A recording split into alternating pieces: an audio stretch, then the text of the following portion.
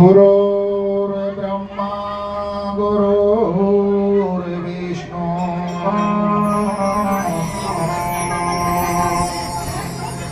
गुरुर्देवो महेश्वरा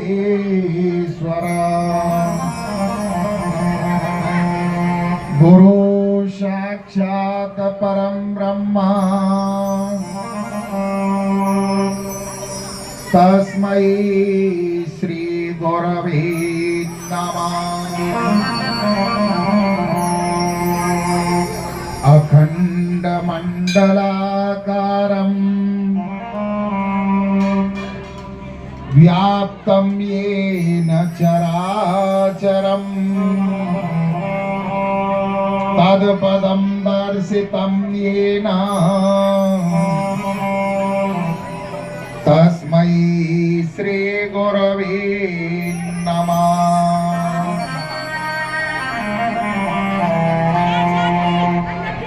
अखंड मंडलाकारं व्याप्तं येन चराचरं तत्पदं दर्शितं येन तस्मै श्री गुरवे नमः।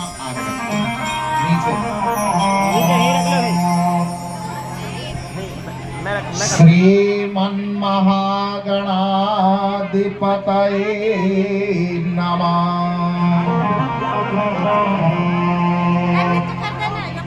लक्ष्मी नारायणाभ्यां नमः।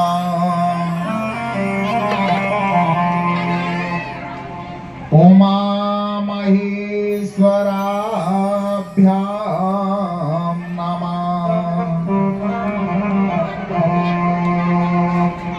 सची पुरंद्राभ्यां नमः।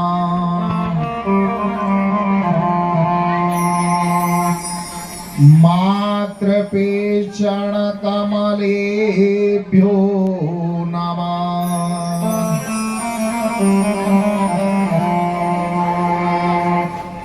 इष्ट देवताभ्यो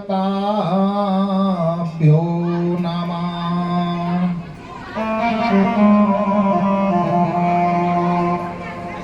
ग्राम देवताभ्यो नमः।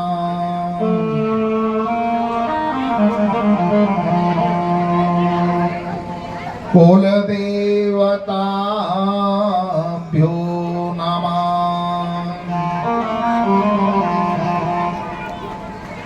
वास्तु देवताभ्यो नमः।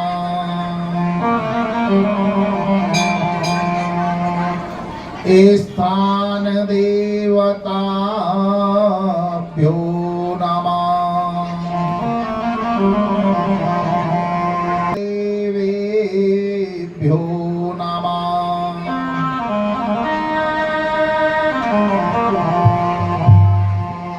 सर्वेभ्यो ब्राह्मणेभ्यो नमः।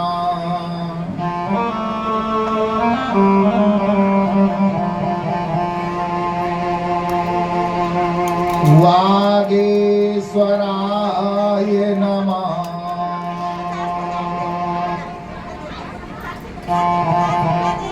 सन्यासी देवाय नमः।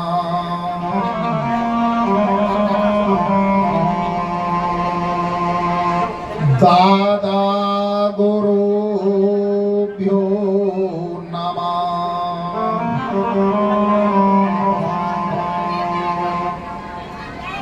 दादा बनी वालेभ्यो नमः।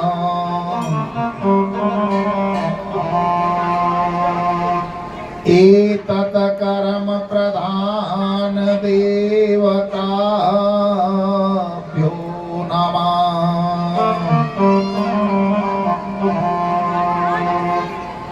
सिद्धि बुद्धि सहिताय श्री श्रीमन्महागणाधिपतये नमः।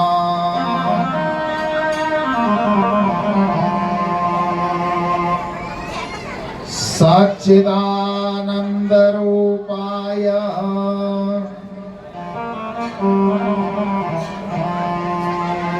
विश्वोत्पत्त्यादिहेतवे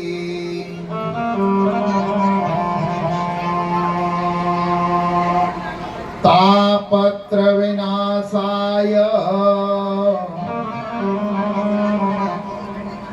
श्रीकृष्णाय वयं नमः।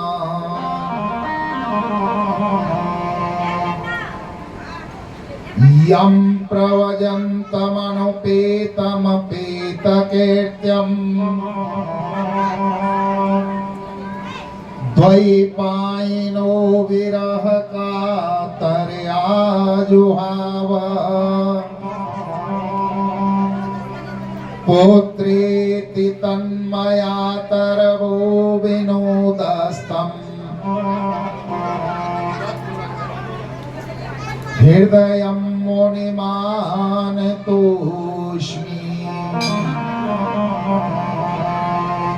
कर्पूरगौरं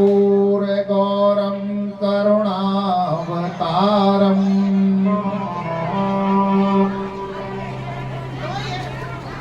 संसारसारं भुजगेन्द्रहारम् सदा वसन्तं हृदयारविन्दे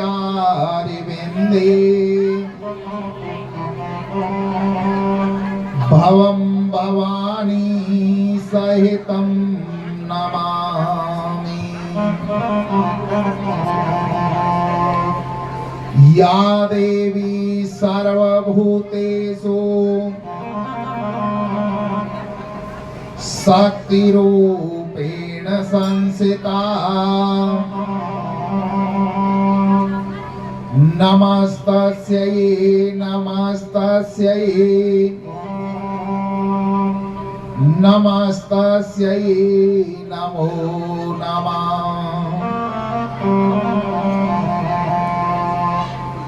मनोजवं मारुततुल्यवेगम्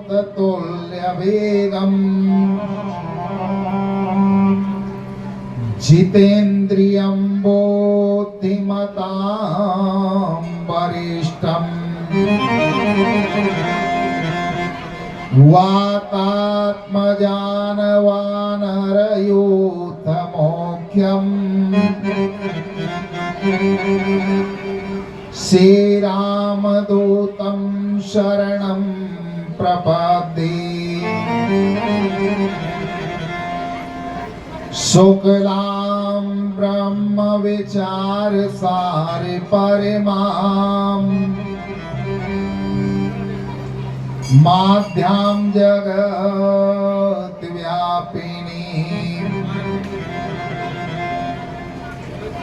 वीणां पुस्तकधारिणीमभयदाम् जाड्यान्धकारापहाम् हस्ते स्फाटिकमालिकां विधवतीम् पद्मासने संस्थिताम् वन्दे तां परमेश्वरी भगवती बुद्धिप्रदां शारदाम्। जय जय श्री राधा रमन। जय जय श्री नवल किशोर। जय गोपी चित चोर प्रभु। जय जय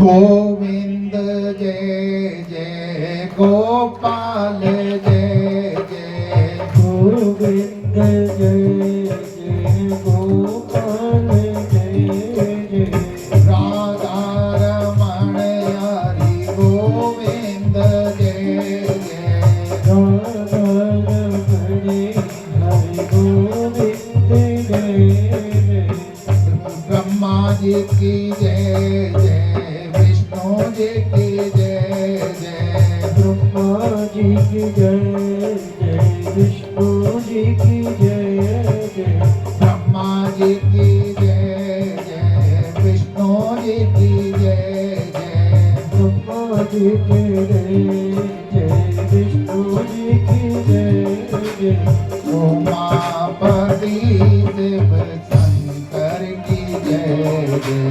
उमापति शिव शंकर की जय जय गोविंद जय जय गोपाल जय जय गोविंद जय जय गोपाल जय जय राधा रमण हरि गोविंद जय जय राधा रमण हरि गोविंद जय जय गंगा जी की जय जय यमुना जी की जय जय गंगा जी की जय जय यमुना जी की जय जय गंगा जी की जय जय यमुना जी की जय जय गंगा जी की जय जय यमुना जी की जय जय सरस्वती तेरे वेणी की जय जय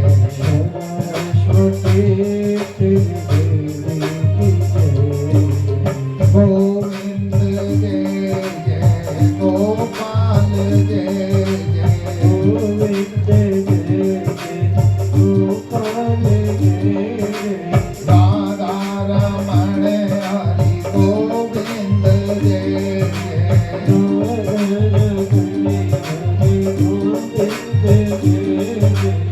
राम जी की जय जय सीता जी की जय जय राम जी की जय सीता जी की जय राम जी की जय जय सीता जी की जय जय राम जी की जय सीता जी की जय दशरथ कुमार चारों भैयों की जय जय दशरथ कुमार चरखियों की जय गोविंद जय जय गोपाल जय जय गोविंद जय जय गोपाल जय राधा रमण हरि गोविंद जय जय राधा रमण हरि गोविंद जय राधा जी की जय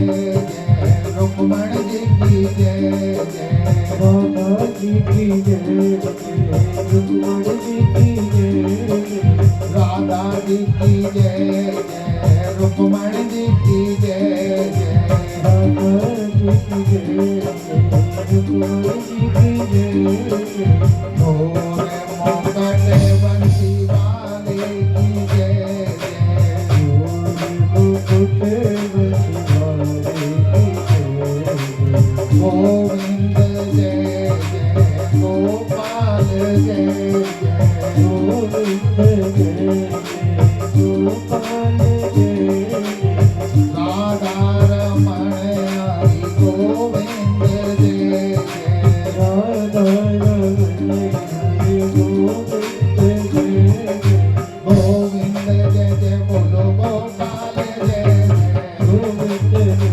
बोलो गोपाल जय राधा रमण हरि गोविंद जय जय राधा रमण हरि गोविंद जय गोविंद जय जय बोलो गोपाल जय जय गोविंद जय जय गोपाल जय जय राधा रमण हरि गोविंद जय राधा रमण हरि गोविंद जय राधा रमण हरि गोविंद जय राधा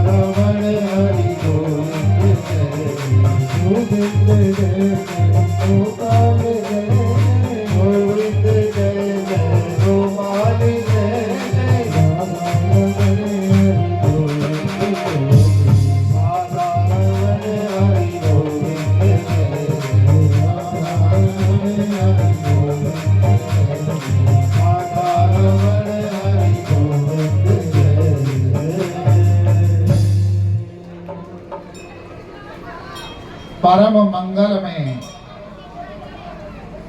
परात पर अकलेश्वर अकारण करुणा वरुणालय भक्त वांछित कल्प तरु श्री विनिंदित पीतांबर धारी बाल कृष्ण लाल की वांगमयी मूर्ति श्रीमद् भागवत महापुराण है। बोलो श्रीमद् भागवत महापुराण की, बोलो सुखदेव जी महाराज की। बेटा थोड़ी आवाज बढ़ा। बोलो परीक्षित जी महाराज की, बोलो वस्ती माता की, बोलो गौ माता की, बोलो बागेश्वर धाम की, बोलो सन्यासी बाबा की, बोलो दादा गुरु महाराज की, बोलो दादा बनी बारे की, बोलो अपने अपने गुरु गोविंद भगवान की, बोलो गंगा मैया की, बोलो जमुना मैया की, बोलो अपने अपने मताई बाप की। जय जय श्री राधे श्याम। परम आदरणीय सर्वमात्र शक्ति पिता तुल्य पुरुष शक्ति विप्र समाज संत समाज मेरे संगीतकार भक्त श्रोता और जहां तक मेरी आवाज जा रही है वहां तक के सभी भक्त प्रेमियों को मैं डॉक्टर संजय भारद्वाज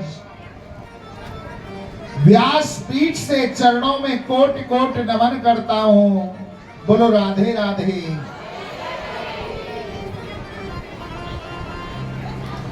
सिया राम में सब जग जानी। भैया करहूं प्रणाम जोरे जोग पानी। करहूं प्रणाम जोरे जोग पानी। आज चतुर्थ दिवस की कथा में प्रवेश करने से पूर्व जो कलयुग के राजा हैं, जिनका चारों युग में प्रताप है, ऐसे वीर वरवंत हनुमंत लाल के चरणों में प्रार्थना करते हैं। अगर भगवान की कथा का कोई सच्चा श्रोता है तो वो है मेरे हनुमान जी महाराज, और अगर कोई सच्चा वक्ता है वो भी है हनुमान जी महाराज। ऐसे वीर बलवंत हनुमंत लाल के चरणों में प्रार्थना करते हैं, दंडवत करते हैं। कथा प्रारंभ होते है,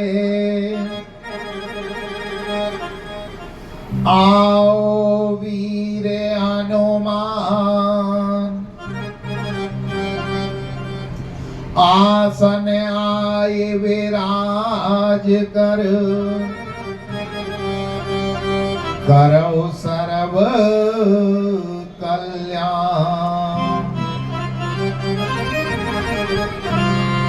पवन तले संकट हरण, मंगल मूर्ति रूप। राम सीता सहित हृदय बसो सूर्य भू। श्री सुखदेव जी महाराज वर्णन करते हैं कि हे राजन, वैसे तो भगवान के 24 अवतार वंदनीय हैं, पर मनुष्य जीवन से जो जड़े हुए दो जीवन हैं, कौन कौन से? राम कृष्ण दो एक हैं, अंतर नहीं निमेष, इनके नैन गंभीर हैं, तो उनके चपल विशेष। राम के नैनों में गंभीरता है और कृष्ण के नैनों में चपलता है। राम ने जो अपने जीवन में किया वो हमें अब करना चाहिए। जब हम रामायण को पढ़ते हैं, राम कथा को सुनते हैं, तो हमें ज्ञात होता है पिता का पुत्र के प्रति क्या दायित्व है और पुत्र का पिता के प्रति क्या कर्तव्य है। माता का पुत्र के प्रति क्या स्नेह होता है और पुत्र का माता के प्रति क्या बर्ताव होता है। भाई का भाई के लिए क्या बलिदान होता है, ये सब हमें रामायण से ज्ञात होता है। राम कथा से हमें ये ज्ञान प्राप्त होता है। राम ने जो अपने जीवन में किया वो हमें अपनाना चाहिए। और बेटा थोड़ी इको कम करिएगा। कृष्ण ने जो अपने मुख से कहा है वो हमें अपनाना चाहिए। आज हम राम कथा में प्रवेश करने जाते हैं। नारायण के पुत्र हुए ब्रह्मा और ब्रह्मा के पुत्र हुए मरीचि, मरीचि के पुत्र हुए कश्यप, कश्यप के पुत्र हुए सूर्य। सूर्य का एक नाम विवस्वान है और यहां से इस वंश का नाम सूर्य वंश हुआ। विवस्वान के द्वारा जो पुत्र उत्पन्न हुए उन्हें हम वैवस्वत मनु के नाम से जानते हैं। वैवस्वत मनु महाराज के सुमंदनु हुए। एक बार सुमंदनु गलती से भगवान शंकर के आश्रम में चले गए। इसका परिणाम यह हुआ कौन राजा को स्त्री बनना पड़ा। जब वो स्त्री बन गए तो अपने आप पर बड़ा क्रोध आया और अपने शरीर का परित्याग कर दिया। वैवस्वत मनु के 10 पुत्र हुए। इनमें सबसे बड़े पुत्र का नाम था सरियाती। सरियाती महाराज के यहां एक कन्या ने जन्म लिया। उस कन्या का नाम था सुकन्या, जो बड़ी सुंदर थी। एक बार राजा अपनी सेना और अपनी पुत्री सुकन्या को लेकर के वन में शिकार खेलने के लिए गया। जंगल में जाकर के देखा कि वहां एक बहुत ऊंचा मिट्टी का टेला लगा हुआ था। वहां चमन ऋषि तपस्या कर रहे थे और उनके शरीर पर इतनी दीमक लग गई, मिट्टी लग गई, वो ऐसे लगने लगा जैसे मिट्टी का ढूंढ बना हुआ हो। उसमें 2-3 छिद्र थे। उस सुकन्या ने एक लकड़ी उठाई और कौतूहलवश उन छिद्रों में लकड़ी को चो दी। लकड़ी को चुबोया तो उस मिट्टी के अंदर चमन ऋषि तपस्या कर रहे थे और उस लकड़ी ने जाकर के उनकी आंखें फोड़ दी। चमन ऋषि की तपस्या भंग हो गई और अपने आसन से खड़े हो गए। सारी सेना थर थर कांपने लगी। राजा ने न चाहते हुए अपनी उस कन्या का, सुकन्या का विवाह चमन ऋषि के साथ में कर दिया, कहीं ऋषि क्रोधित होकर श्राप ना दे दे। चमन ऋषि ने अश्वनी कुमारों को बुलाया और अश्वनी कुमारों ने आकर के चमन ऋषि की नेत्रों की रोशनी प्रदान कर दी, ठीक कर दी। इसी सूर्य वंश में एक और प्रतापी राजा हुआ, नभग। नभग के नाभाग हुए और नाभाग के राजा अम्बरीश हुए। कौन नहीं जानता राजा अम्बरीश को? बड़े प्रतापी राजा थे और साल भर के अंदर जितनी भी एकादशियां पड़ती थी वो राजा प्रत्येक एकादशी का निर्जल व्रत किया करते थे। निर्जला एकादशी की तरह जल भी ग्रहण नहीं करते थे। राजा अम्बरीश ने एकादशी का व्रत किया और द्वादशी के दिन उनके यहां पर दुर्वासा जी संत पधारे। दुर्वासा जी को देख करके राजा अम्बरीश कहने लगा, अहो भाग्य हमारे जो संत दुर्वासा यहां पधारे। हे महाराज, हमने कल एकादशी का व्रत किया और आज द्वादशी है। कहते हैं कि द्वादशी के दिन संत ब्राह्मण को भोजन करा करके अगर द्वादशी पारायण किया जाए एकादशी का व्रत तो उसका 100 गुना फल प्राप्त होता है। अम्बरीश की ऐसी वाणी सुनकर के संत दुर्वासा जी कहने लगे कि हे राजन, व्रत तो हमने भी एकादशी का किया है, आप भोजन की व्यवस्था बनाओ, तब तक हम अपना संध्या बंदन करके नदी के किनारे आते हैं। दुर्वासा जी कहकर के नदी के किनारे चले गए। और कई बार क्या होता है कि द्वादशी के दिन द्वादशी कुछ ही क्षण रहती है और जिन्होंने एकादशी का व्रत किया है उन्हें द्वादशी में पारायण कर लेना चाहिए, त्रयोदशी में पारायण नहीं होता है। उस दिन ऐसा ही हुआ कि दूसरे दिन द्वादशी के दिन द्वादशी कुछ ही क्षण थी।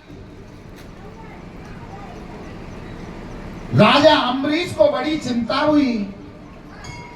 अपने गुरु ब्राह्मणों से पूछा कि महाराज, मैंने संत दुर्वासा को निमंत्रण दे रखा है और द्वादशी समाप्त होने को जा रही है, मैं पारायण कैसे करूं?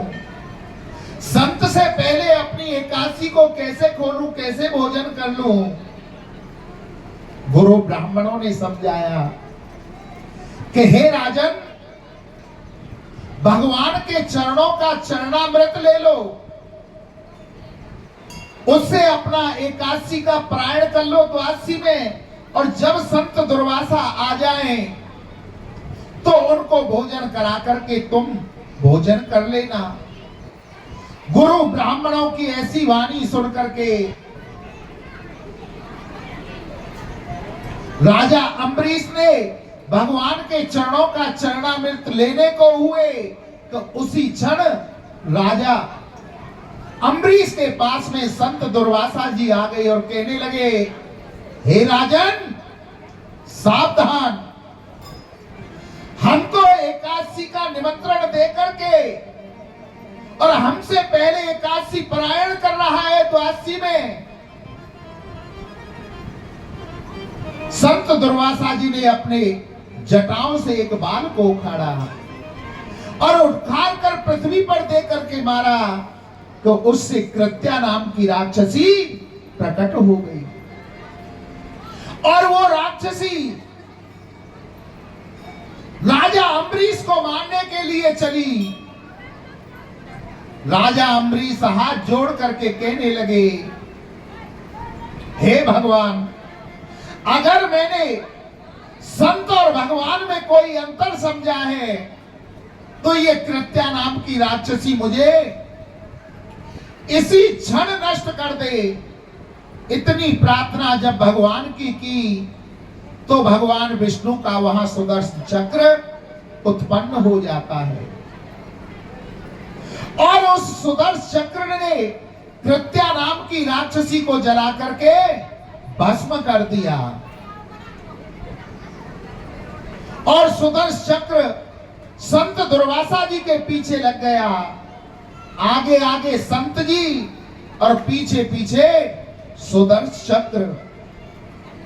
दुर्वासा जी कैलाश पर्वत पर भोले बाबा के पास में पहुंचे और जाकर के कहने लगे, हे भोलेनाथ, हमारी रक्षा करो, हमारी रक्षा करो, हमारी रक्षा करो। भोले बाबा ने कह दिया, हे संत जी, हम तुम्हारी रक्षा नहीं कर सकते क्योंकि ये अस्त्र हमारा नहीं है, आप दूसरे लोक में जाओ। संत दुर्वासा जी ने भगवान शंकर की ऐसी वाणी सुनी तो वहां से ब्रह्मलोक के लिए चल दिए और ब्रह्मलोक में पहुंच करके ब्रह्मा जी से जाकर के प्रार्थना करने लगे कि हे ब्रह्मदेव, हे ब्रह्मदेव, हमारी रक्षा करो, हमारी रक्षा करो, ये सुदर्शन चक्र हमको जला करके भस्म कर देगा। ब्रह्मा जी ने भी कह दिया कि हे संत दुर्वासा जी, हम आपकी रक्षा नहीं कर सकते, हमारी कोई ताकत नहीं कि हमें सुदर्शन चक्र को रोक दें, आप यहां से अन्य लोक में जाओ। ब्रह्मा जी की ऐसी वाणी सुनकर के संत दुर्वासा जी वहां से चल दिए। जब ब्रह्मलोक से निकल रहे कि सामने से नारद जी आ रहे। नारद जी ने पूछा, संत दुर्वासा जी क्या बात है, कहां जा रहे हो, इतनी चिंता में क्यों हो? संत दुर्वासा जी हाथ जोड़ करके कहने लगे कि हे नारद जी, क्या बतलाऊं, ये सुदर्शन चक्र मेरे पीछे पड़ा हुआ है, इससे बचता हुआ डोल रहा हूं। नारद जी कहने लगे, हे संत जी, अगर इस सुदर्शन चक्र को आपको मारना होता तो अब तक जन कब का मार देता। अब तो नारद जी की वाणी सुन करके संत दुर्वासा का दिमाग और ज्यादा खराब। बोले, पीछा छोड़ता नहीं है और मारता है नहीं, भगा भगा करके थका रहा है। नारद जी ने कहा, हम तुम्हें बताते हैं, तुम विष्णु लोक में जाओ, ये विष्णु जी का चक्र है सुदर्शन चक्र, वही तुम्हारी रक्षा कर सकते हैं। नारद जी की ऐसी वाणी सुन करके संत दुर्वासा जी विष्णु लोक में पहुंच गए और जाकर के विष्णु भगवान से प्रार्थना करने लगे, हे दयालु, हे भक्तवत्सल, मेरी रक्षा करो, मेरी रक्षा करो, आपका ये सुदर्शन चक्र मुझे जला करके भस्म कर देगा, मेरी रक्षा करो। भगवान कहने लगे कि हम कौन हैं तुम्हारी रक्षा करने वाले? आपने अपराध किसका किया है? मेरे भक्त का अपराध किया है, मेरा अपराध नहीं किया जो मैं तुम्हें क्षमा कर दूं। और मैं तो भक्तों के अधीन हूं। अहम भक्त पराधीनो हस्वतत्र इव ध्वज साधु बिरस्तम हृदयो भक्तर भक्त जन प्रिय।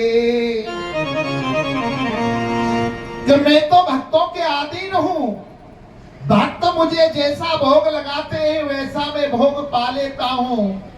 भक्त मुझे जैसा नाच नचाते हैं वैसा मैं नाचता हूँ। आपने मेरे भक्त अम्बरीश का अपराध किया है। आप अम्बरीश के पास जाओ, अगर अम्बरीश ने तुम्हें क्षमा कर दिया तो समझो मैंने भी तुम्हें क्षमा कर दिया। संत दुर्वासा जी ने जब ऐसी वाणी सुनी, बैकुंठ से फिर पृथ्वी लोक के लिए चल दिए। तीनों लोकों में जब तक संत दुर्वासा घूमे 1 वर्ष हो चुका था। राजा अम्बरीश आज भी अपने द्वार पर हथेली में जल लिए खड़े हुआ है और संकल्प कर रखा है, जब तक संत दुर्वासा जी को मैं भोजन नहीं करा दूंगा तब तक ये जल मैं नहीं पीऊंगा। संत दुर्वासा जी तीनों लोकों में घूम करके और राजा अम्बरीश के पास आकर के क्षमा मांगना चाहते हैं। उससे पहले ही राजा अम्बरीश ने संत दुर्वासा जी से क्षमा मांगी कि हे संत, मुझे क्षमा कर देना।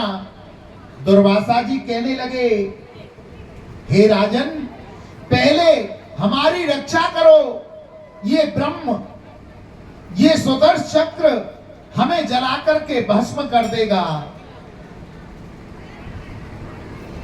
संत दुर्वासा की वाणी सुन करके राजा अम्बरीश हाथ जोड़कर खड़े हो गए और कहने लगे कि अगर मेरे मन में जरा भी छल कपट है संत महात्मा के प्रति, तो हे सुदर्शन महाराज, पहले आप मुझे जलाएं, उसके बाद संत दुर्वासा जी को कुछ कहें। इतनी वाणी सुनकर के सुदर्शन चक्र शांत हो जाते हैं और वहां से चले जाते हैं। इसके बाद राजा ने संत दुर्वासा जी को भोजन कराया। स्वयं भोजन किया और संत दुर्वासा जी ने कहा, अहो अनंत दासानां महतं दृष्टमेदमे कृत्यागसो अपि यद राजन मंगलानि समीहसे। हे राजन, तुम महान हो, तुम बड़े दयालु हो। देखो, तुम्हें जलाने के लिए मैंने कृत्या नाम की राक्षसी उत्पन्न की और तुमने मेरी रक्षा की, मुझे भोजन कराया। हे राजन, आप महान हो। आज संत दुर्वासा जी राजा अम्बरीश को अनेक प्रकार के आशीर्वाद देकर वहां से चले जाते हैं। सूर्यवंश में एक और प्रतापी राजा हुआ जिसका नाम था युवस्वान। सूर्यवंश की एक विशेषता रही है, सूर्य से लेकर के आप भगवान राम के जन्म तक दृष्टि डाल करके देखो, अधिकतर राजाओं के संतान कब हुई? जब उन्होंने कामेष्टि यज्ञ किया तब उनके संतान हुई। और चंद्रवंश की विशेषता यह रही है, आप चंद्रमा से लेकर के द्वारकाधीश तक के जीवन पर, चरित्र पर दृष्टि डाल करके देखो, उनका विवाह कब हुआ? पहले उनके विवाह में झगड़ा हुआ, लड़ाई हुई, तब जाके पीछे उनका विवाह हुआ। युवस्वान राजा ने अपने गुरु वशिष्ठ जी से पूछा कि हे गुरु जी, हमारे कोई संतान नहीं है, हम क्या करें? तो गुरु वशिष्ठ जी ने कहा कि हे राजन, तुम कामेष्टि यज्ञ करो। गुरु के कहने पर यज्ञ किया गया। 2 कलश स्थापित किए, एक राजा के लिए और एक रानी के लिए। अभिमंत्रित किए। राजा को रात्रि में प्यास लगी। राजा उठ करके पूजा वाले कमरे में गया और वहां से एक कलश उठाया और उसका जल पी लिया। सुबह गुरु वशिष्ठ जी ने कहा कि हे राजन, गड़बड़ कर दी। जो रानी वाला जल था वो आपने पी लिया, अब गर्भ आपके रहेगा। राजा के गर्भ रह गया।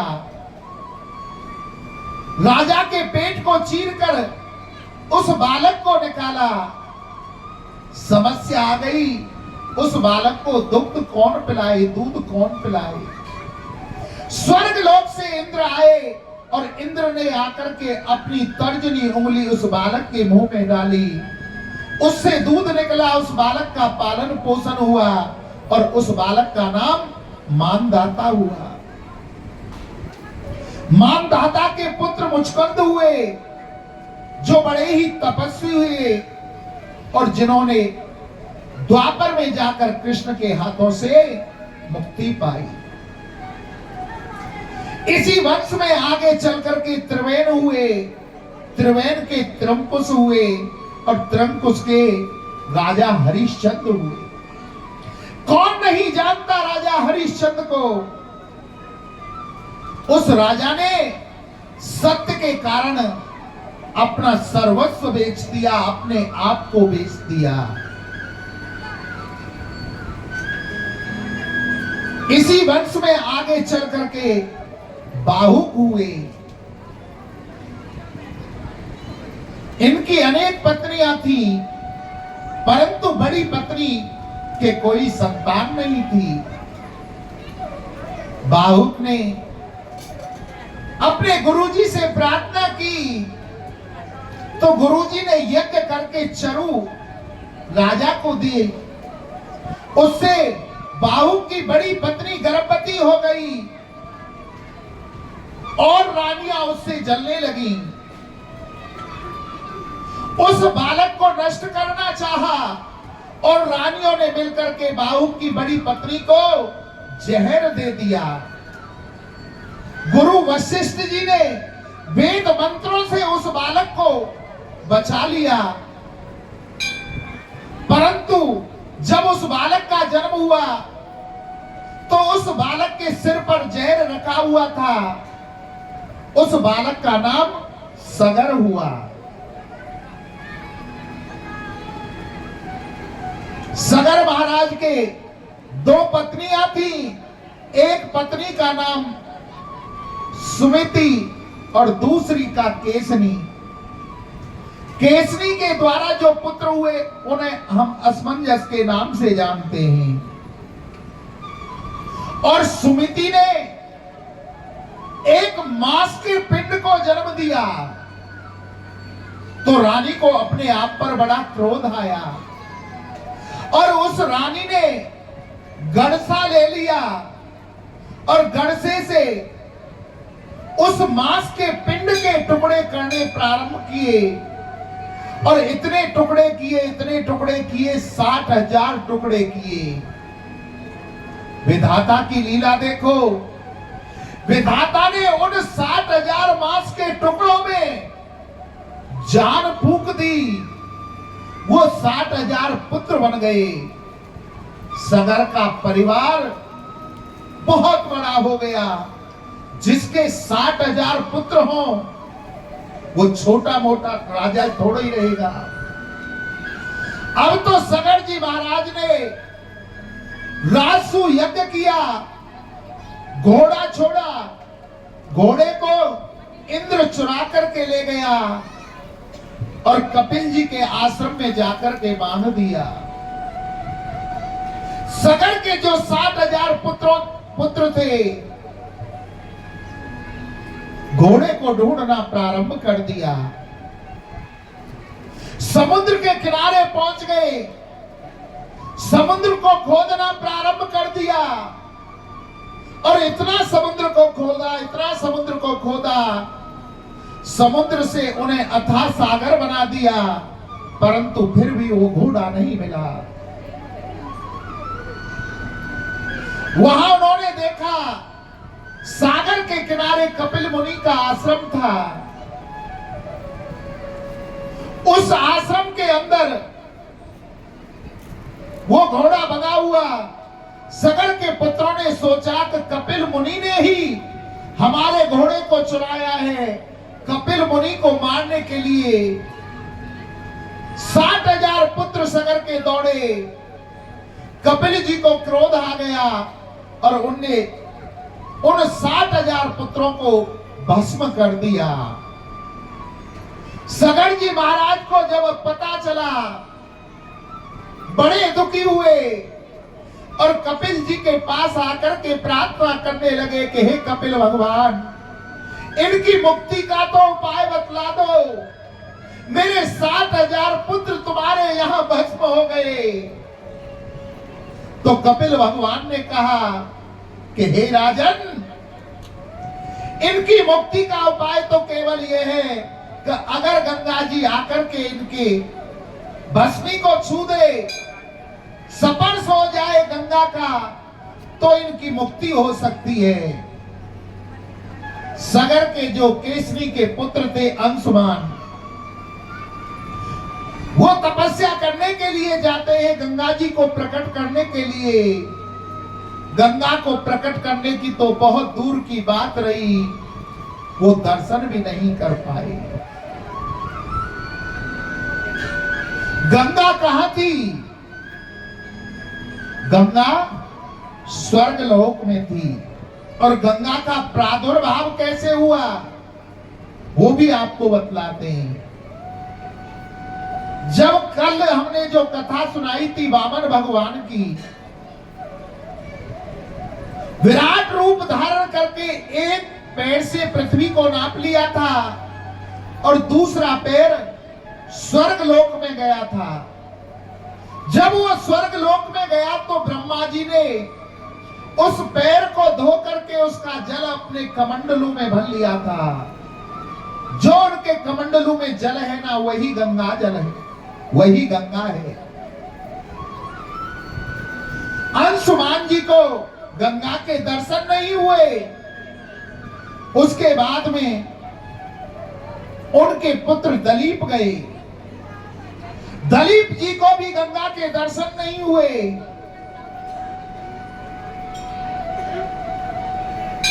उसके बाद में भागीरथ जी तपस्या करने के लिए जाते हैं और भागीरथ जी ने इतनी भारी तपस्या की, इतनी भारी तपस्या की तो उन्होंने गंगा मैया को प्रसन्न कर लिया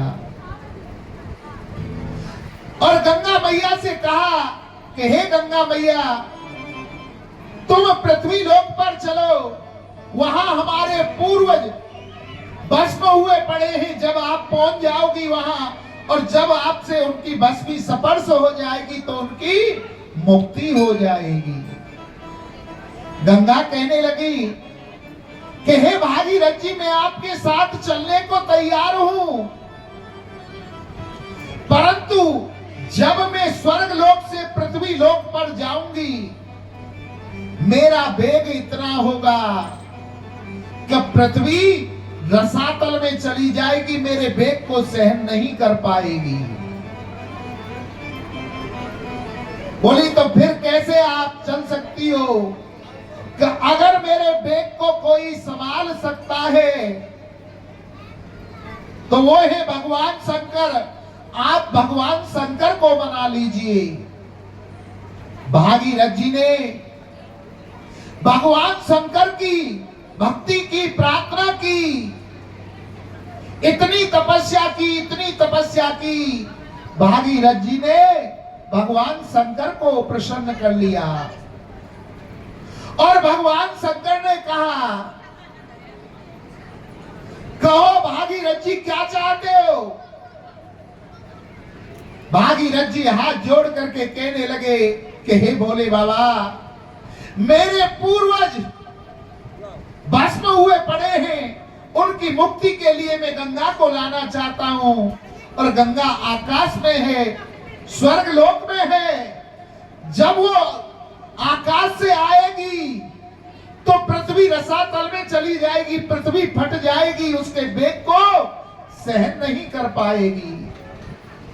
भगवान शंकर ने कहा तुम चिंता मत करो, उस गंगा के वेग को हम रोकेंगे। भगवान शंकर ने अपनी जटाओं को फैला दिया और कहा कब गंगा से कह दो गंगा आ जाए। गंगा स्वर्गलोक से चलती है, सप्त ऋषियों की परिक्रमा करती है और आकाश मंडल से होते हुए भगवान शंकर की जटाओं में आकर के समाहित हो जाती है। उधर से आओ मिलके। भगवान शंकर की जटाओं से अब धीरे धीरे गंगा निकल रही है। आगे आगे भागीरथ जी चल रहे हैं और पीछे पीछे गंगा मैया चल रही है। आज हम इस कथा के माध्यम से चलते हैं कहां? गंगा के दर्शन करने के लिए। बढ़े कैसे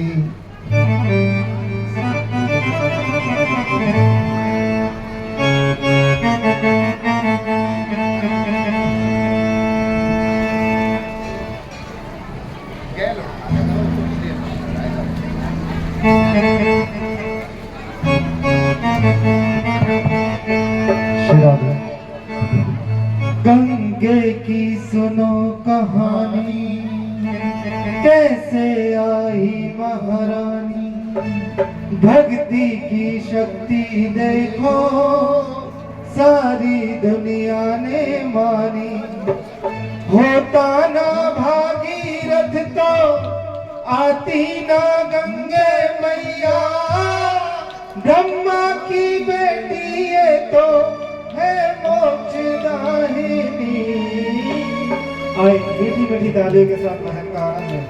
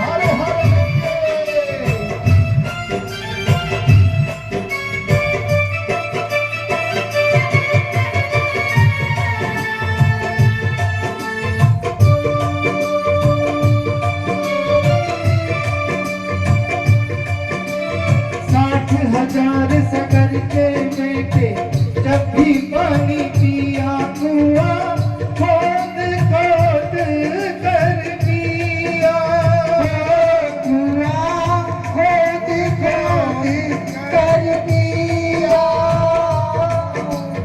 कपिल मुनि की कुटी में पहुंचे गुरु खोद ना किया मुनि, वरने शाप है दिया।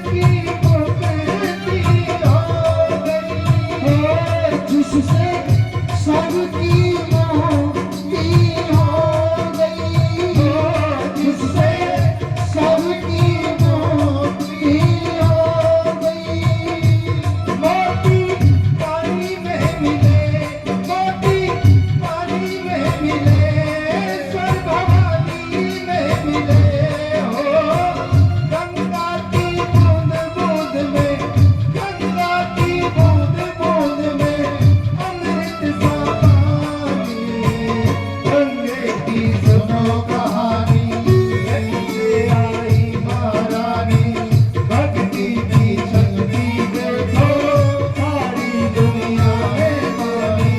बेटा ना भागी रथ को, हाथी ना गंगे भैया, ब्रह्मा की देखो देखो, मैं मोक्ष गाएंगी।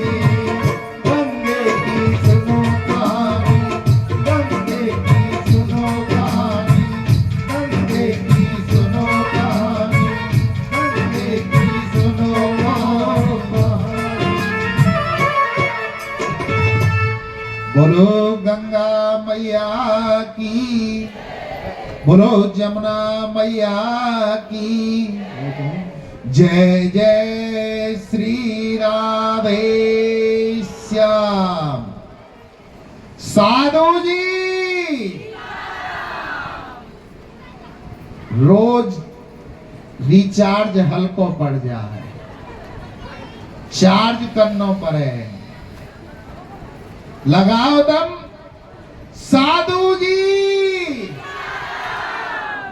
बाबा तुम्हारी बारी है, फूंक मत नकार दियो, कहीं दांत ना फूंक न कर जाए, हवा न कर जाए।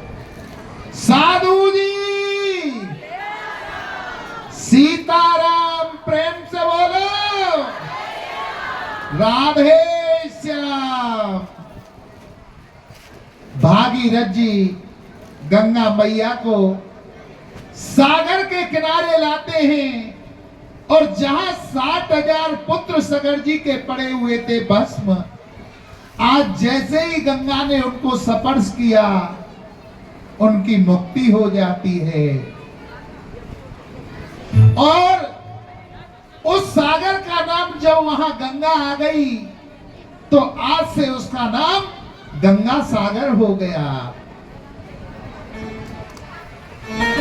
इसी वंश में आगे चल के खटवांग हुए, खटवांग के दीर्घबाहु हुए, और दीर्घबाहु के रघुवंश हुए। रघु महाराज की इतनी कीर्ति फैली कि जिस वंश का नाम सूर्य वंश था, आज उस वंश का नाम रघुवंश हो गया। इसी वंश में आगे चल करके महाराज दशरथ हुए, जिनके यहां मेरे प्रभु श्री राम का जन्म हुआ।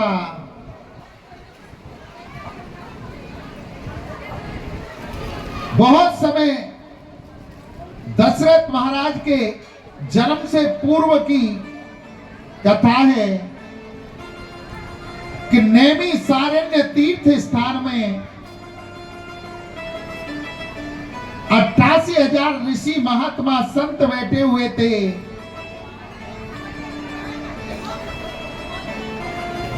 सत्संग करने के लिए उसी सभा में पक्षीराज जटायु पहुंच जाते हैं, और संतों की वाणी सुनने लगे, संतों का सत्संग सुनने लगे। प्रसंग आया कि जिस जीव के पुत्र नहीं होता, उसकी मुक्ति नहीं होती है। जब उसका पुत्र उसकी अंत्येष्टि क्रिया करता है, आजीवन उसका श्राद्ध बनाता है, तो उसकी मुक्ति होती है। जटायु ने जब संतों की ये वाणी सुनी, तो नेत्रों से झरझर आंसू बहने लगे, और जटायु मन में सोचने लगे, मेरे तो कोई पुत्र नहीं है, मेरे तो कोई पुत्र नहीं है, तो क्या मेरी मुक्ति नहीं होगी?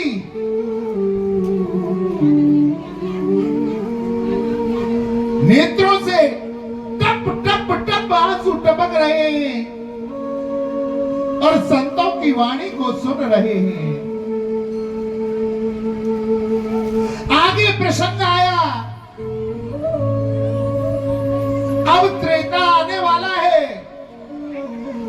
त्रेता में भगवान श्री राम का जन्म होगा। अगर किसी जीव के पुत्र ना हो और वो भगवान राम के दर्शन कर लेगा तो उस जीव की मुक्ति हो जाएगी। जटायु ने जब ये वचन सुने तो मन में तसल्ली हुई और संकल्प कर लिया, चाहे कुछ भी हो जाए मैं भगवान राम के दर्शन करूंगा जिससे कि मेरी मुक्ति हो जाए। जटायु शाम को जब सत्संग बंद हुआ वहां से चला आता है और आकर के बियाबान जंगल में बैठ जाता है और आकाश की ओर निहारने लगता है।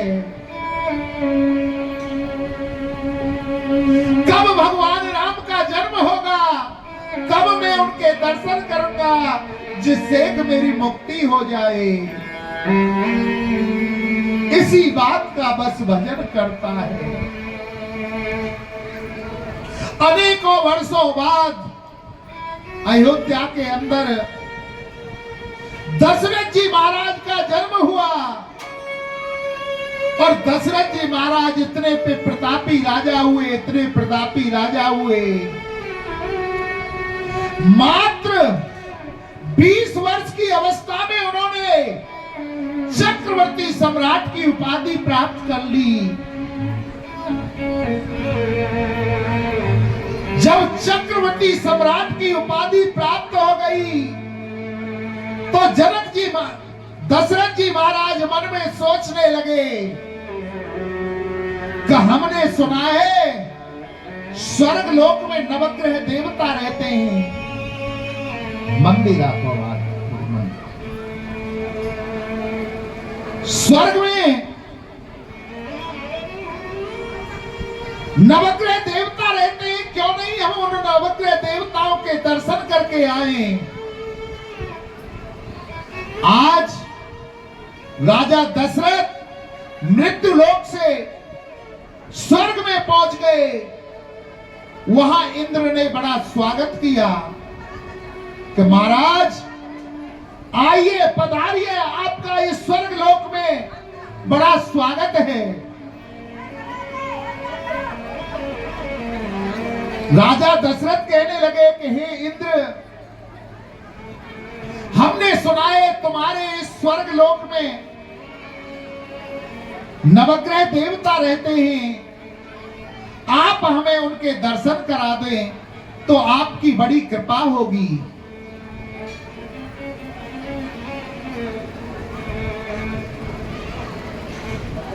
इंद्र ने कहा, हे राजन, चलो हम तुम्हें नवग्रहों के देवताओं के दर्शन करा के लाते हैं। इंद्र राजा दशरथ को लेकर के सूर्य भगवान के यहां गए, सूर्य के दर्शन कराए, चंद्रमा जी के दर्शन कराए,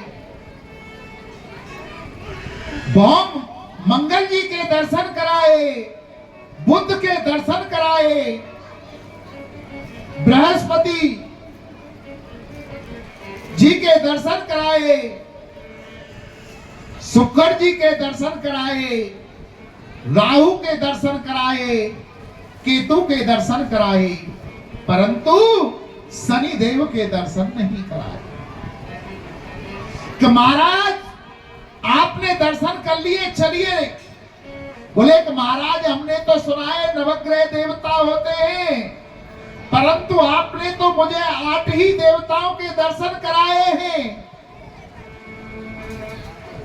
इंद्र कहने लगा, महाराज 9वें देवता के आप दर्शन ना करो तो ही अच्छा है, लौट चलो। बोले ये हो नहीं सकता, राजा दशरथ पृथ्वी से और स्वर्ग लोक तक आया है और 9 देवताओं के दर्शन ना करे, 8 के करके चला जाए, ये हो नहीं सकता। आप हमें 9 देवताओं के दर्शन कराओ। नवग्रह देवताओं के दर्शन करके जाएंगे। जब राजा दशरथ ने बार-बार ऐसा कहा तो इंद्र साथ में लेकर राजा दशरथ को शनिदेव के द्वार पर पहुंचे और जाकर के दरवाजा खटखटाया। अंदर से आवाज आई, कौन? इंद्र ने कहा कि मैं राजा इंद्र। अंदर से शनिदेव कहते हैं, महाराज आपके लिए का दरवाजा बंद है, आप तो कभी भी आ सकते हो, आ जाओ।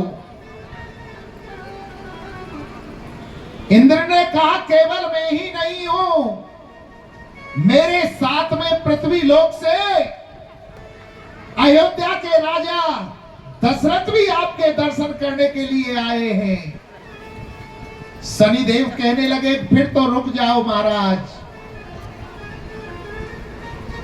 और 2 मिनट बाद आवाज आई, कब आप अंदर आ सकते हैं।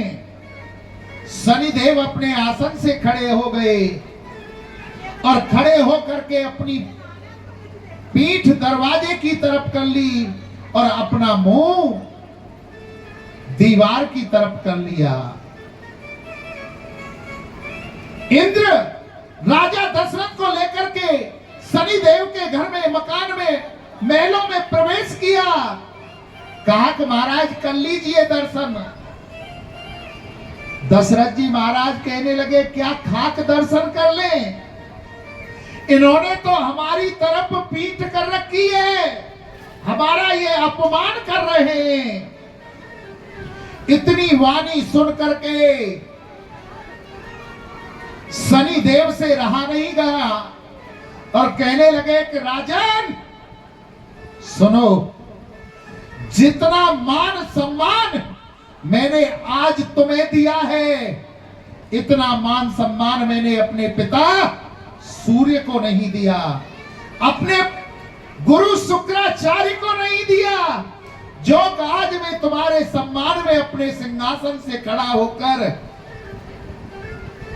पीठ की तरफ, दीवार की तरफ मुख करके खड़ा हूं। बोले राजा दशरथ कहने लगे कि हमें आपके मुखारविंद के दर्शन करने हैं, आपका मुख देखना है।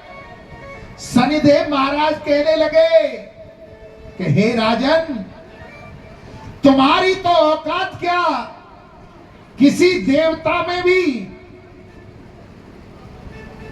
इतनी शक्ति नहीं है कि वो मेरी दृष्टि के सामने रुक सके। बोले कुछ भी हो जाए, हमें आपके मुखारविंद के दर्शन करने हैं। बोले राजन नहीं मानोगे तो लो करिए मेरे मुखारविंद के दर्शन। और जैसे ही शनिदेव ने अपनी दृष्टि को घुमाया, मुंह को घुमाया, राजा दशरथ दर्शन नहीं कर पाए हैं। आकाश मार्ग से, स्वर्ग से लुढ़क पुढ़क होते हुए पृथ्वी की ओर गिर पड़ने चलते हैं। वो जटायु गिद्धराज पक्षी आज भी जंगल में तपस्या कर रहा है और आकाश की तरफ देख रहा है। काश वो दिन कब आएगा जब अयोध्या में श्री भगवान राम का जन्म होगा और मैं उनके दर्शन कर पाऊंगा। गिद्ध की, जटायु की दृष्टि अपार होती है। उस जटायु ने, गिद्ध ने, पक्षीराज ने देखा कि आकाश मार्ग से कोई जीव पृथ्वी की ओर गिरे आ रहा है। उस पक्षीराज जटायु ने अपने पंखों को फैला लिया और अपने पंखों पर राजा दशरथ को ले लिया, उनके प्राणों की रक्षा की, पृथ्वी पर गिरने नहीं दिया, पहले से पहले ही अपने पंखों पर ले लिया और एक छायादार वृक्ष के नीचे लटाकर अपने पंख से हवा करने लगा। जब घंटे 2 घंटे बाद राजा दशरथ को होश आया और उसने देखा कि एक मांस भक्षण करने वाले पक्षी ने मुझे बचाया है। राजा दशरथ हाथ जोड़ करके कहने लगा कि हे पक्षीराज, तुम कौन हो जो तुमने मुझे बचाया? तुम तो मांस भक्षण करने वाले पक्षी हो। जटायु कहने लगा कि मेरा नाम जटायु है और जीव का कर्तव्य है जीव की रक्षा करना। मैंने एक जीव होने के कारण तुम्हारी रक्षा की। राजा दशरथ कहने लगा कि तुमने ऐसे वैसे जीव की रक्षा नहीं की है। मैं राजा हूं, महाराजा हूं, मुझसे वचन मांग लो। पक्षीराज कहने लगा, भैया हो गए अपने घर के राजा, जाओ हमें भजन करने दो। बोले मैं ऐसा वैसा राजा नहीं हूं, मैं चक्रवर्ती राजा हूं। बोले होगा चक्रवर्ती अपने घर का, तू जा यहां से, हमें भगवान का भजन करने दे। राजा दशरथ कहने लगे, अरे पक्षीराज जटायु तुम मुझे नहीं जानते, मैं अयोध्या का राजा हूं, दशरथ मेरा नाम है और चक्रवर्ती मुझे उपाधि प्राप्त है। जब ये बात कानों में गई जटायु के, अयोध्या के राजा दशरथ हैं, तो संतों की वाणी तुरंत ज्ञात हो गई, याद आ गई कि अयोध्या के अंदर राजा दशरथ के यहां भगवान राम का जन्म होगा। पक्षीराज जटायु कहने लगा कि हे राजन, जो मैं मांगूंगा सो तुम दोगे। राजा दशरथ कहने लगे, हे पक्षीराज, हमारे कुल की रीति है, रघुकुल रीत सदा चले आई, प्राण जाए पर वचन न जाई। हमारे कुल की रीति है, अगर हमने किसी को वचन दे दिया, हमारे प्राण भले चले जाएं, परंतु हम अपने वचन से कभी पीछे नहीं हटेंगे। तो पक्षीराज जटायु कहने लगा, महाराज आप मुझे एक वर दीजिए, जो आपके संतान हो ना, और जो सबसे पहली बड़ी संतान हो, उस पुत्र को मुझे दे देना। जटायु की बात सुन करके राजा दशरथ हंसने लगे और कहने लगे कि हे पक्षीराज, तुमने मांगा भी तो क्या मांगा, मैं तो समझ रहा था मेरा राजपाट मांगोगे। अभी तो मेरी संतान नहीं हुई है, अभी मेरी शादी नहीं हुई, पता नहीं शादी होगी कि नहीं होगी, और मान लो शादी भी हो गई तो ये क्या निश्चय है कि मुझे पहले बेटा ही होगा, बेटी भी तो हो सकती है। जटायु कहने लगा कि हे राजन, अगर तुम्हारे पुत्र हो तो दे देना, नहीं तो कोई बात नहीं है। दशरथ जी महाराज वचन देकर वहां से लौट आते हैं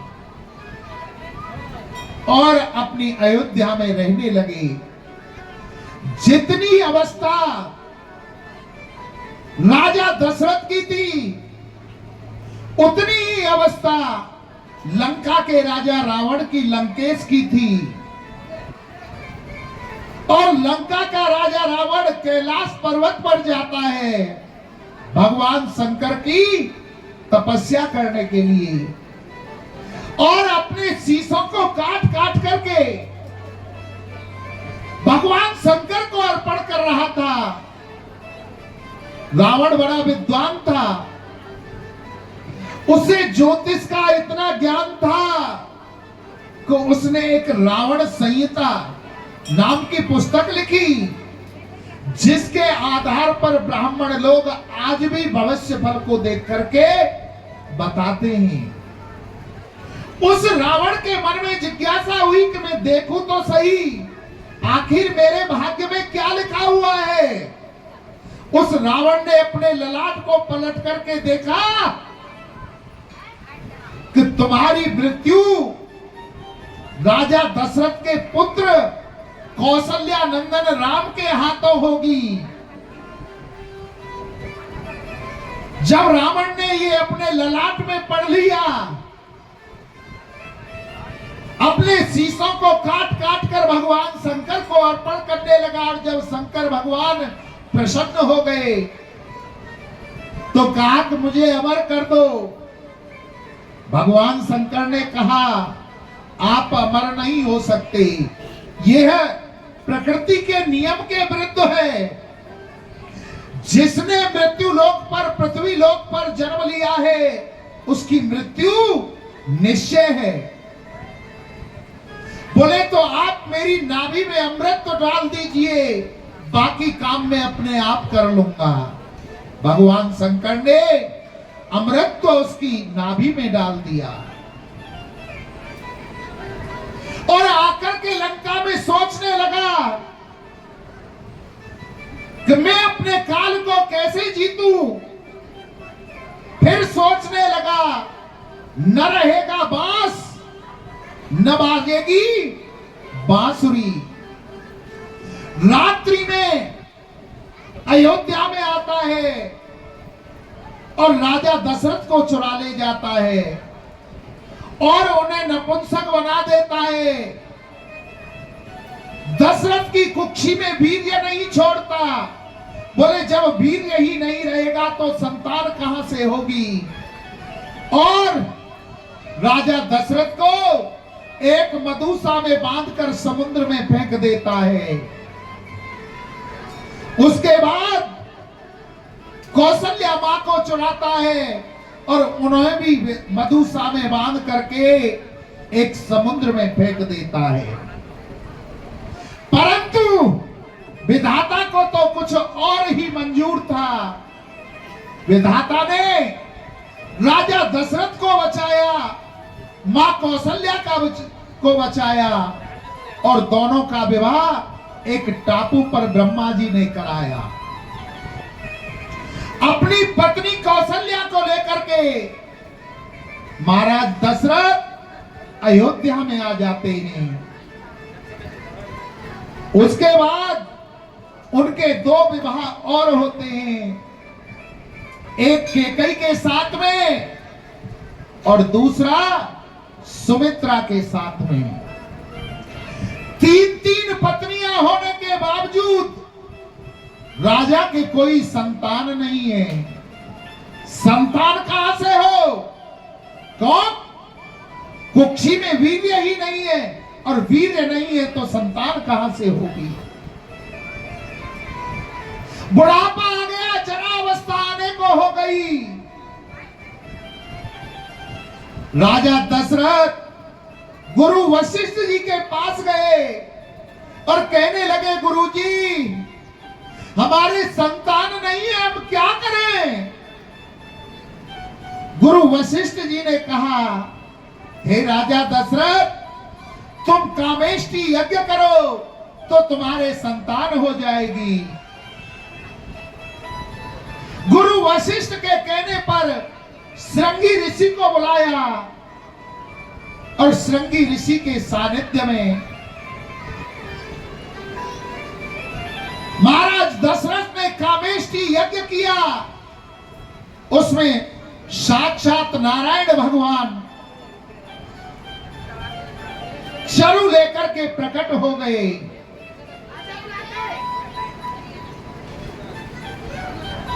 और यज्ञ भगवान ने वो चरु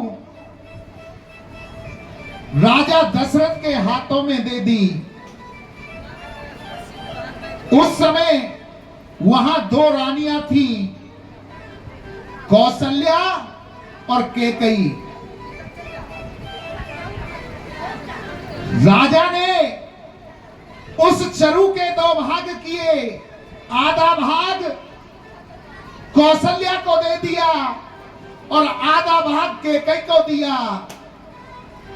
जो कैकेयी को खीर का दोना दिया था उसी समय एक चील वहां आती है और कैकेयी के हाथ से उस चील के दोने को लेकर के उड़ जाती है। कैकेयी टुकुर टुकुर देखती रह गई और वो चील खीर के दोना को लेकर के उड़ जाती है। जब जा रही चील वो खीर का दोना लेकर के हवा का ऐसा झोंका आया कि चील के पंजे से भी वो खीर का दोना छूट जाता है। और पर्वत पर अंजना मां तपस्या कर रही थी, हाथ जोड़कर प्रार्थना कर रही थी कि हे प्रभु मेरे ऊपर दया करो और मेरी कोख में ऐसा कोई लाल जल हो जो अतुलित बलधाम हो। ये प्रार्थना कर ही रही थी तो उसी समय वो खीर अंजना के अंजलि में आ जाती है, हाथों में आ जाती है। अंजना उस खीर को भगवान का प्रसाद समझकर पा लेती है। उसी खीर से मेरे हनुमान जी का जन्म हुआ है। तभी तो भगवान श्री राम कहते हैं हनुमान जी तुम मम प्रिय भरत सम भाई, तुम मुझे भरत के समान प्रिय भाई हो। हनुमान जी राम जी के ही भाई हैं उस खीर के नाते। अब तो कैकेयी कहने लगी मेरी खीर को तो चील ले गई। कौशल्या यह विवाद देख रही थी। कौशल्या ने अपनी खीर में से आधा भाग करके और कैकेयी को दे दिया। जब कैकेयी के हाथ में दोना चला गया, इतने में सुमित्रा वहां आ जाती है और दोनों की ओर निहारने लगी। कभी कौशल्या की तरफ देखती है तो कभी कैकेयी की तरफ देखती है। बोली बहनों मेरा भाग कहां है? तुमने आधा आधा बांट लिया दोनों ने। तो दोनों रानियों ने, कौशल्या और कैकेयी ने अपनी खीर में से आधा आधा भाग सुमित्रा को दे दिया। जो कौशल्या ने भाग दिया अपना, उससे लक्ष्मण जी का प्रादुर्भाव हुआ। जो कौशल्या नंदन राम के साथ में लक्ष्मण जी लगे और जो कैकेयी ने आधा भाग दिया था, उससे शत्रुघ्न जी का प्रादुर्भाव हुआ जो शत्रुघ्न जी के साथ लगे। आज जब वो खीर तीनों रानियों ने खा ली, तीनों रानियां गर्भवती हो गई। धीरे धीरे समय व्यतीत होने लगा। चैत का महीना आ गया। नौमी तिथि मधुमास पुनीता, शुक्ल पक्ष अभिजित हरि प्रीता। चैत्र मास के शुक्ल पक्ष को नौमी तिथि के सही 12 बजे मेरे प्रभु ने सबसे पहले मां कौशल्या को महलों में दर्शन लिए।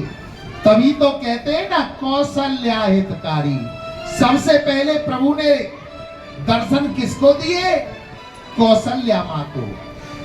शंख चक्र पदा वरमाला पहने हुए हैं। चतुर्भुज रूप में भगवान प्रकट हो गए। मां से कहने लगे मां तुम्हें याद हो तो तुमने पूर्व जन्म में तपस्या की थी और तुमने कहा था चाहूं तुम्हारी समान सुत प्रभु सन करब दुराव, कि मैं तुम्हारे समान पुत्र चाहती हूं। मैंने सारे संसार में खोजा, आप सरिस खोजऊं कहां जाई, नप तन तन हो में आई। मैंने देखा कि मेरे समान तो और कोई संसार में है ही नहीं, इसलिए मैं मनुष्य का रूप धारण करके तुम्हारा पुत्र बन के आ गया। मां कहने लगी कहीं 10 फुट का बेटा होता होगा, कहीं 4 हाथ का बेटा होता होगा।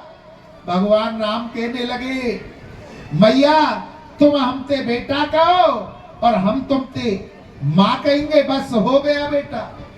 कि नहीं, अगर बेटा बनना है हमारा तो पहले इनमें से 4 हाथों में से 2 हाथ हटाओ, तब हम बेटा मानेंगे। बोले मैया जब तेरो बेटा ही बनना आयो तो भगवान ने 2 हाथ हटा लिए। बोले अब तो ठीक है मैया, अब तो दरवाजा खोल दे, जाते अवधवासियों को पतो पड़ जाए। बोले ना, कहीं 10 फुट को बेटा हो तो होगो, पहले छोटे बनो। बोले ठीक है मैया, छोटे बन गए, अब तो दरवाजा खोल दो। ना, बालक हो कोई लत्ता पैर के थोड़ो ही हो, नंगो हो, पहले कपड़ा उतारो। भगवान कहने लगे मैया बड़ी परेशान कर रही हो, कबहू के हाथन्ने हटाओ, कबहू के वो छोटे जाओ, कबहू के लत्तान्ने उतारो। पर मैया जब छोटे बन गए तो लत्ता ही उतारने में कहा गई।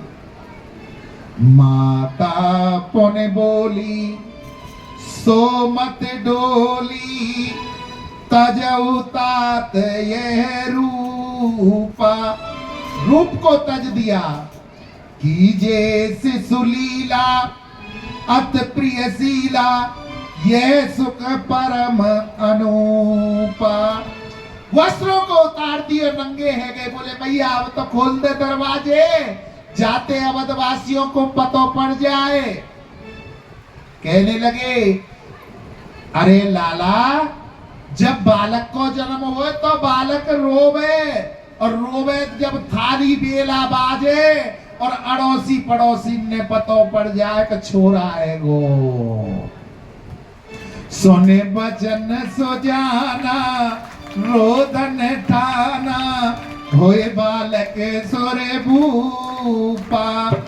ये चरित जो गावई, हर पद पावई, तेन पर ही भवकूपा। जब मैया ने ऐसा किया, छोटे बन गए तो रोनो प्रारंभ कर दियो, बड़ी जोर जोरते रोने लगे। उधर आकाश मंडल में सब देवता खड़े हो गए दर्शन करने के लिए प्रभु श्री राम के। चंद्रमा सूर्य से कहता है अरे भैया थोड़ा सा आगे के बढ़ जाना, हम भी दर्शन कर लें। सूर्य अकड़ के मारे तन के ठाड़े है गो, और कहने लगे क्यों है जाए, हमारे सूर्य वंश में आए, हम तो ना आगे जा रहे। अब तो चंद्रमा बेचारा रोने लगे। प्रभु ने देखो, बोले सब हमारे जन्म पे खुशी मना रहे हैं, और चंद्रमा तू ए बेरी रोने लग रहो है, तू हमारो का दुख है। बोले आप और जले पे नमक छिड़क दो। एक तो सूर्य वंश में आए और दिन के 12 बजे आए, और ये सूर्य महाराज है आगे ना बढ़ रो ना तो और क्या करूं। बोले चिंता क्यों करे, अब के सूर्य वंश में आए तो अगली बार चंद्र वंश में आ जाएंगे। अब के दिन के 12 बजे आए तो अगली बार रात के 12 बजे आ जाएंगे। बोले मोए या जन्म में क्या मिलेगा। बोले चिंता मत करे, तुझे इस जन्म में भी मिलेगा। मेरा नाम होगा राम, और जब मेरे नाम के साथ में चंद्रमा जोड़ दिया जाएगा, तेरा नाम जोड़ दिया जाएगा, तभी मेरा नाम पूरा माना जाएगा। तो प्रभु श्री राम का पूरा नाम क्या है? श्री रामचंद्र भगवान। बोलो रामचंद्र भगवान की। अब तो जैसे ही दरवाजा खुले और अवधवासियों को पतो चलो, भय प्रकट कृपाला दीन दयाला कौशल्या हितकारी, हर्षित महतारी मुकुट बलिहारी, अद्भुत रूप विचारी, लोचन अभिरामा तन घनश्यामा, फिर आयुध गुरचारी, भूषण मन माला नयन दिदारा, शोभा सिंधु कलारी, कह तुरी कर जोरी स्तुति तोरी, सही विधि करो अनंता, माया तुम जाना दीन अमाना, वेद पुराण बना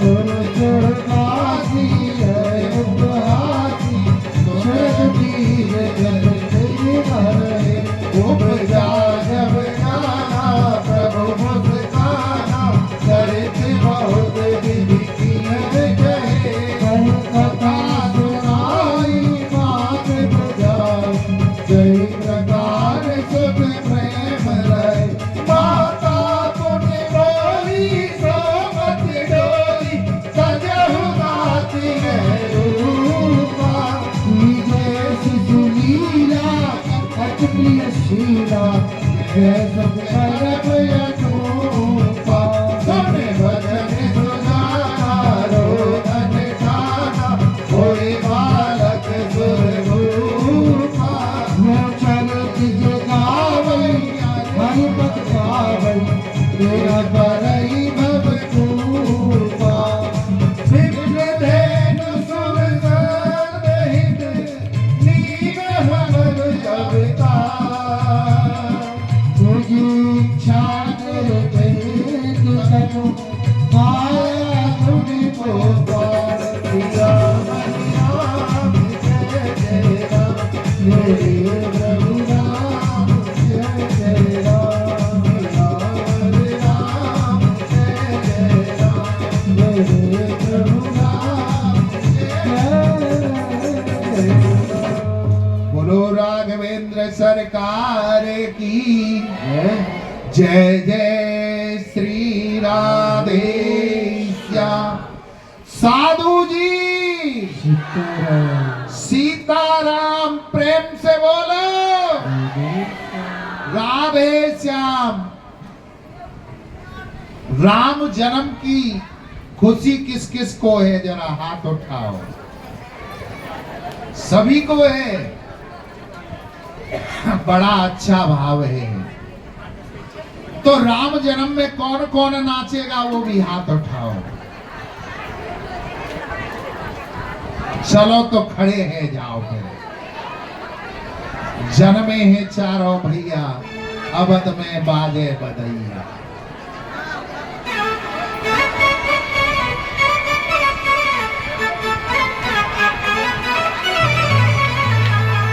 प्रगटे हैं चारों भैया अवध में बाजे बधैया।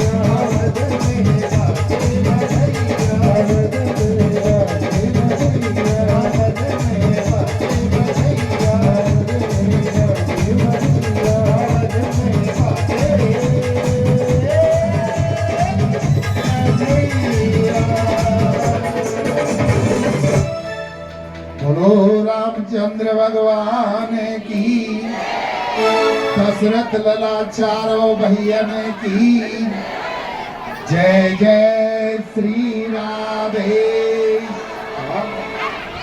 साधु जी जन्म होगा कैसे जन्म कर देंगे? प्रेम से बोलो राधे श्याम। बैठ जाओ, आराम से बैठ जाओ, शोर मत मचाओ।